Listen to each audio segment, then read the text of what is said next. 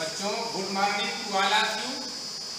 मैं 2 दिन से बेटा जो है ग्रुप पे पढ़ा रहा हूँ।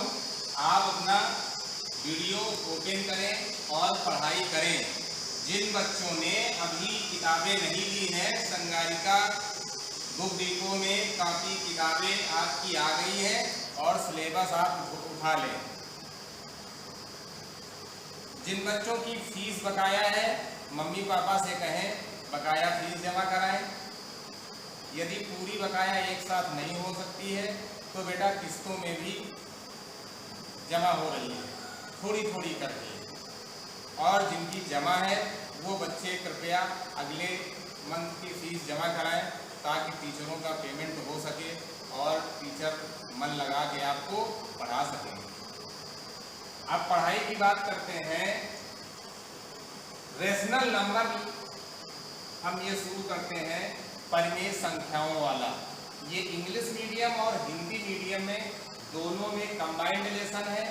और ये रेशनल नंबर आप अभी 8th में पढ़ रहे हैं, इसके बाद 9th में भी पढ़ेंगे, 8th और 10th में भी पढ़ेंगे।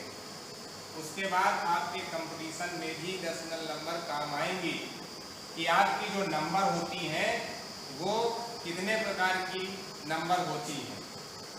अब देखिए, सबसे पहले आता है नेचुरल नंबर, प्राकृतिक संख्याएं। Natural number,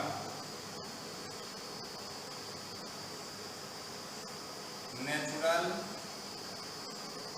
number, natural number means प्राकृतिक संख्याएं।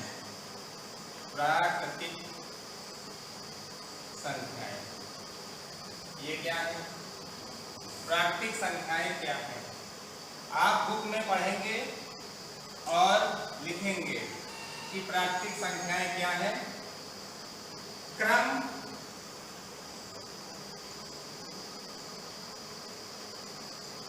एक, दो, तीन और डैश डैश को प्राकृतिक संख्याएं कहते हैं।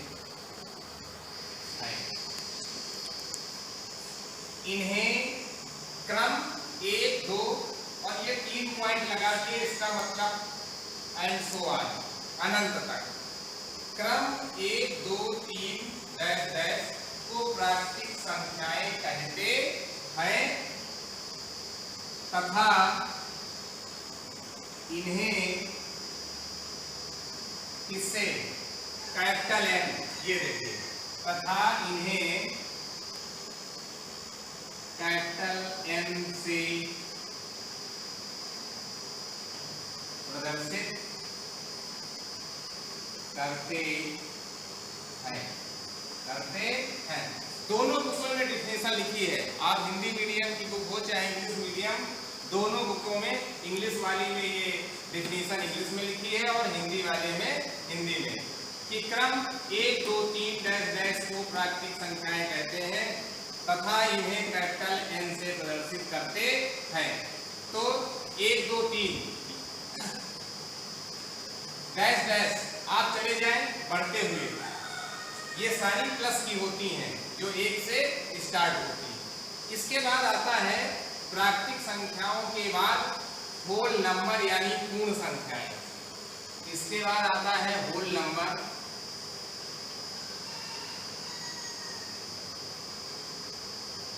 यानी पूर्ण संख्याएं। पूर्ण संख्याएं ये क्या होती हैं?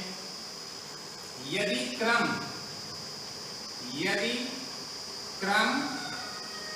1, 2, 3 डैश डैश 3 बार, डॉट डॉट 1, 2, 3 बार का मतलब अनंत तक। 3 बार आप डैश लिख दें, बस वो हो गया उसका मतलब अनंत। क्रम 1, 2, 3 डैश डैश में 0 को भी सम्मिलित कर लिया जाए, शून्य को भी सम्मिलित कर लिया जाए, सम्मिलित कर लिया जाए, कर लिया कर लिया जाए तो इन्हें पूर्ण संख्याएं कहते हैं, पूर्ण संख्याएं कहते हैं तथा इन्हें इसे कैपिटल W से प्रदर्शित करते हैं,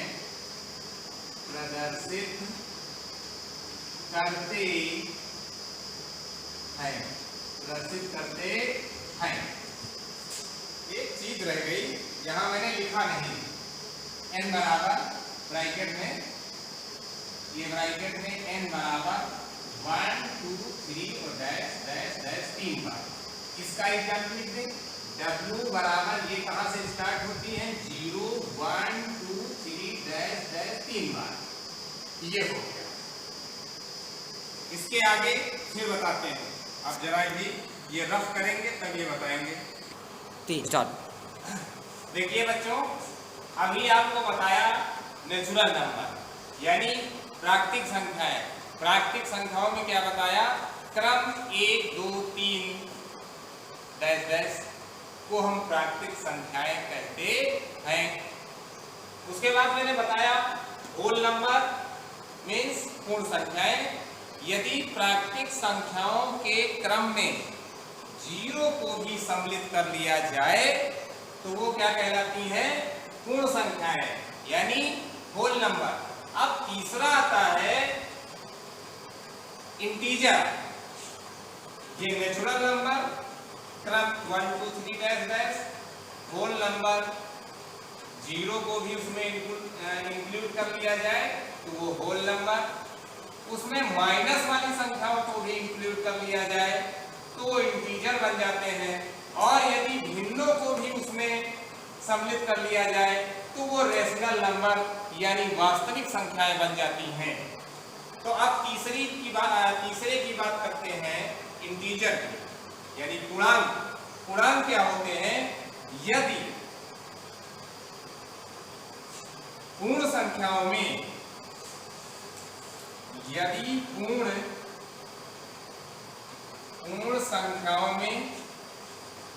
पूर्ण संख्याओं में ऋणात्मक संख्याओं को भी सम्मिलित कर लिया जाए, ऋणात्मक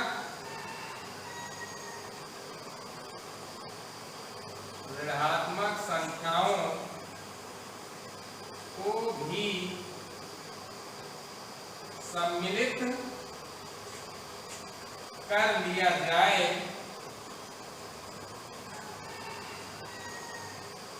यदि पूर्ण संख्याओं में ऋणात्मक संख्याओं को भी सम्मिलित कर लिया जाए तो वे पूर्णांक बन जाती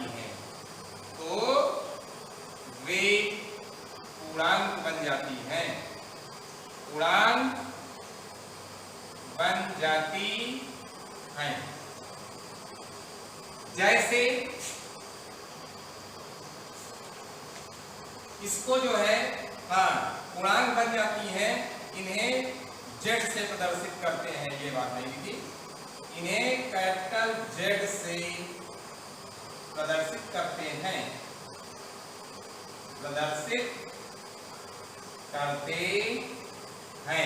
अब ये फेयर करते चलिए, करते हैं जैसे इसी में आगे लिख देते हैं,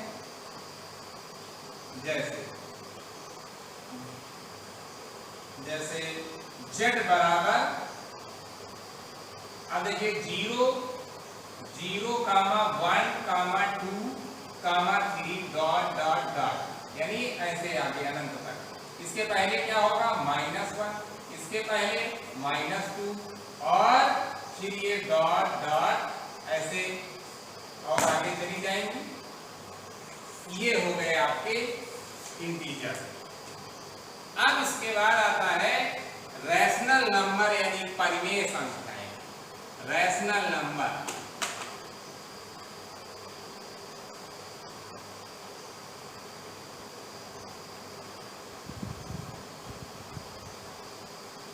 रैशनल नंबर परिमेय संख्याएं। परिमेय संख्याएं, रैशनल नंबर परिमेय संख्याएं। परिमेय संख्याओं में क्या, यदि पूर्णांकों में भिन्नात्मक संख्याओं को भी सम्मिलित कर लिया जाए, यदि पूर्णांकों में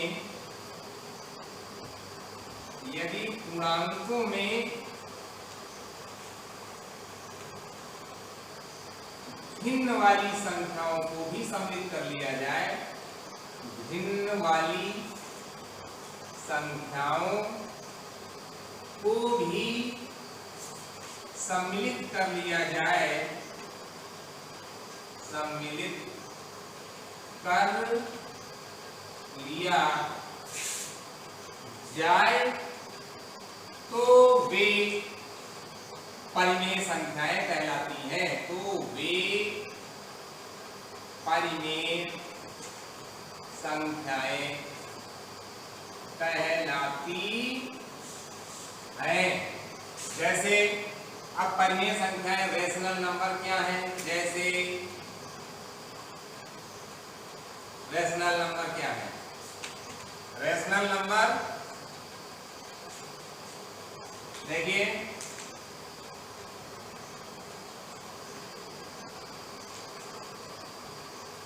ये क्या है, पूर्णांक पहले लिख देते हैं, 0 प्लस का 1 2 3 डैश डैश डैश, -1 -2 -3 और डैश डैश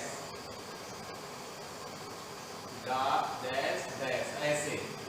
इसके अलावा और कौन सी आ जाए, जैसे 1/2 5/7 -0.75 या 1.25 डैश डैश। तो ये क्या कहलाती है, ये कहलाती है आपकी रैशनल नंबर यानी परिमेय संख्याएं। अभी थोड़ा और बच गया, अभी ये बच गया कि परिमेय और अपरिमेय संख्याएं, और परिमेय अपरिमेय को मिला करके बनती हैं वास्तविक संख्याएं, रियल नंबर। ये देखिए, इसको रियल नंबर ना समझ लेना, ये रैशनल नंबर है, परिमेय संख्याएं। और परिमेय के बाद अपरिमेय संख्याएं वे होती हैं जिनका अंडर रूट पूरा पूरा नहीं निकलता है। अपरिमेय यानी जिनका मान निश्चित नहीं होता है, पूरा एक्यूरेट मान न निकले। अब इसको रफ करने के बाद अभी बताते हैं रैशनल नंबर के बाद। बच्चों देखिए, ये इसके बाद आता है अपरिमेय। अपरिमेय means irrational number. Irrational number क्या है, वे संख्याएं जिनका मान निश्चित न हो अथवा जिन्हें P/Q के रूप में व्यक्त न किया जा सके, उन्हें अपरिमेय संख्याएं कहते हैं। यानी जैसे √3 है, आप √3 की वैल्यू निकालते हैं, क्या क्या निकालते हैं, √3 की वैल्यू 1.732 और आप निकालते चले जाइए, तो ये कभी खत्म ही नहीं होगा, आप सुबह से लेकर शाम तक निकालते रहें। √5 यानी 5 का वर्गमूल आप निकालिए। आपको मैंने जो है 8th क्लास में स्क्वायर रूट लेसन पढ़ाया है, तो √5 का मान निकालेंगे, वो बार बार कुछ संख्याएं ऐसी आ जाएंगी जो रिपीट होती चली जाएंगी। इसके बाद √7, इसका आप मान निकालिए, आप सुबह से शाम तक निकालते रहिए, और कुछ संख्याएं ऐसी आएंगी जो बार बार रिपीट होती रहेंगी। तो ये ऐसी संख्याएं होती हैं जिनका वर्गमूल आप निकालते चले जाइए, कुछ संख्याएं ऐसी आ जाएंगी जो बार बार रिपीट होती रहेंगी। ऐसी संख्याओं को हम क्या कहते हैं, अपरिमेय संख्याएं कहते हैं। बच्चों ये देखिए, आप कक्षा 8 में भी पढ़ेंगे, ये 9th में भी पढ़ेंगे, उसके बाद 10th में भी पढ़ेंगे, और फिर कंपटीशन में भी इसका बहुत बड़ा महत्व है। कि बच्चों कभी फर्स्ट ईयर इंटर का बच्चा हो, उससे आप भैया हो आपके, आप उनसे पूछिए पर संख्याओं के बारे में चर्चा कर दो तो आप 10 भैया लोगों से पूछेंगे तो हो सकता है एक आज बता पाए कि सारी संख्याएं कितने प्रकार की संख्याएं होती हैं। आपको जैसे मैंने बताया शुरुआत सबसे पहले आता है प्राकृतिक संख्याएं। प्राकृतिक संख्याएं क्या आपको बताया, क्रम 1 2 3 डैश डैश, ये क्या हो गई आपकी प्राकृतिक संख्याएं। यदि प्राकृतिक संख्याओं के क्रम में शून्य को भी सम्मिलित कर लिया जाए तो वो क्या बन जाती है, होल नंबर यानी पूर्ण संख्याएं। अब इसके बाद क्या आता है, इसके बाद आता है पूर्णांक। यदि होल नंबर यानी पूर्ण संख्याओं के क्रम में ऋणात्मक संख्याओं को भी शामिल कर लिया जाए तो वो आपके पूर्णांक बन जाते हैं। अब पूर्णांक के बाद क्या आता है, पूर्णांक के बाद आता है रेशनल नंबर। रेशनल नंबर यदि जितने आपने इंटीजर पढ़े हैं, इंटीजर क्या होते हैं, इंटीजर यानी पूर्णांक, तो पूर्णांकों में प्राकृतिक संख्याएं सारी होती हैं, होल नंबर भी इंक्लूड होते हैं और उसमें इंटीजर भी इंक्लूड होते हैं, तब वो बनता है रेशनल नंबर। यानी आप रेशनल नंबर जब लेंगे तो रेशनल नंबर के अंदर इंटीजर भी होगा, होल नंबर भी होगा, नेचुरल नंबर भी होगा। अब रेशनल नंबर से ऊपर आता है बढ़ के अपरिमेय संख्या, इरेशनल नंबर। रेशनल के बाद इरेशनल नंबर, वे संख्याएं जिनका मान निश्चित न हो अथवा जिन्हें p अपान q के रूप में व्यक्त न किया जा सके उन्हें अपरिमेय संख्याएं कहते हैं, जैसे √3, √5, √7। अब इससे भी ऊपर वास्तविक संख्याएं आती हैं। अब वास्तविक में क्या होता है, ये रियल और रेशनल नंबर और इरेशनल नंबर यदि दोनों को कंबाइन कर दिया जाए तो वो वास्तविक संख्याएं बन जाती हैं। वास्तविक संख्याएं यदि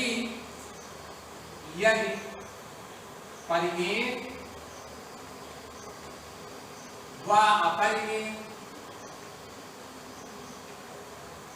यदि परिमेय व अपरिमेय दोनों को सम्मिलित कर दिया जाए, दोनों प्रकार की संख्याओं को सम्मिलित कर दिया जाए, वो सम्मिलित कर दिया जाए, सम्मिलित कर दिया जाए तो वे वास्तविक संख्याएं बन जाती हैं। यदि परिमेय व अपरिमेय दोनों प्रकार की संख्याओं को सम्मिलित कर दिया जाए तो वे क्या बन जाती हैं, वास्तविक संख्याएं। तो वे वास्तविक संख्याएं बन जाती हैं,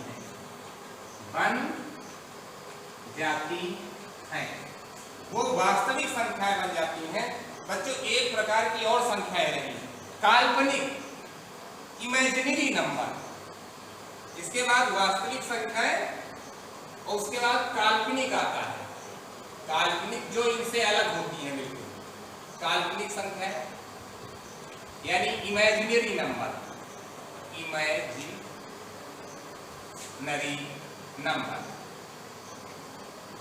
इमेजिनरी नंबर क्या होता है, इमेजिनरी नंबर जैसे अंडर रूट के अंदर कोई ऋणात्मक संख्या आ जाए, वे संख्याएं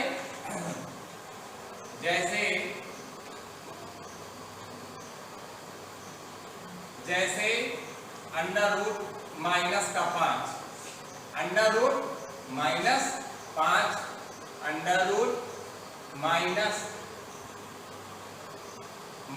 का 1.3 डैश डैश डैश, ये काल्पनिक संख्या है। आप क्वेश्चन करते हैं जब कहीं भी अंडर रूट के अंदर माइनस आ जाता है तो हम उसे इमेजिनरी करार देते हैं कि ये क्या है, ये नॉट पॉसिबल है, ऐसा संभव नहीं है। ऋणात्मक संख्या का वर्गमूल पॉसिबल नहीं है। ऋणात्मक संख्या का घनमूल तो पॉसिबल है, ऋणात्मक संख्या का घनमूल पॉसिबल है। इसके लिए मैंने आपको बताया है, यदि -a³ लिखा हो तो इसे -a का होल क्यूब ऐसे लिख सकते हैं। तो ऋणात्मक संख्या का घनमूल पॉसिबल है, लेकिन ऋणात्मक संख्या का वर्गमूल पॉसिबल नहीं है। जब किसी क्वेश्चन में हल करते करते लास्ट में अंडर रूट के अंदर कोई संख्या आ जाती है तो उसके आगे हम सीधा लिख देते हैं नॉट पॉसिबल, यानी यह संभव नहीं है। तो बच्चों, इमेजिनरी यानी काल्पनिक संख्याओं की जहां बारी आती है तो वहां हम ये लिखते हैं कि काल्पनिक संख्याएं वे जिनकी हम केवल कल्पना करते हैं और वास्तव में वैसा संभव नहीं होता है। क्या? जिनकी हम केवल कल्पना कर सकते हैं और वास्तविकता में वैसा होता नहीं है, वो जो है काल्पनिक संख्याएं हैं। इस तरीके से हमने आज संख्याओं के बारे में जो है विस्तार से आपको जानकारी दी, और ये जो है 10th A+B व 9th 10th के में भी है। A+B व 9th और 10th, 9th और 10th, ये 9th और 10th तीनों क्लास के लिए जो है ये महत्वपूर्ण है। इसको विधिवत ग्रुप से नोट करके याद करके समझ लेना है, और फिर जब क्लास खुलेगा तो कॉपी चेक की जाएगी। बस।